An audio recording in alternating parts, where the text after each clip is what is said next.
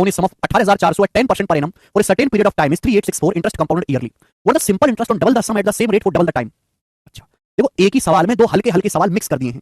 सवाल बोला गया यदि ब्याज की गणना कंपाउंड इंटरेस्ट पर की जाती है एनुअली 18,400 रुपए की राशि पर 10% के हिसाब से एक समय का कंपाउंड इंटरेस्ट 3864 रुपए है।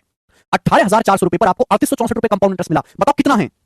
ये बताओ 18,400 रुपए पर आपको कितना कंपाउंड इंटरेस्ट मिला? 3864 रुपए कंपाउंड इंटरेस्ट मिला, 3864 रुपए।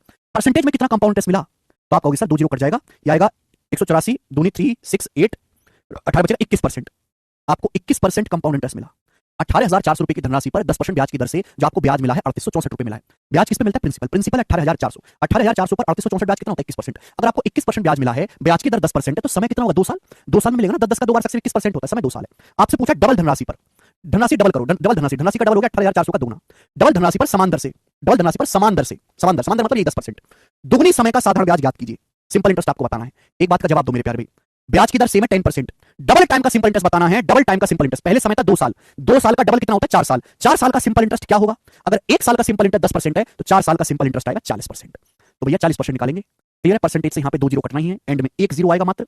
2 चौक 8, 8 चौक 32, एंड में 2 आएगा, जीरो के बाद 2 आएगा, तो ये आंसर नहीं है। ठीक है ना? 4 दूनी 8, 18 144, 144 से बड़ा आएगा, ये उत्तर है सी ऑप्शन 14,720। 184 की 80 में गुणा करेंगे तो 14,720।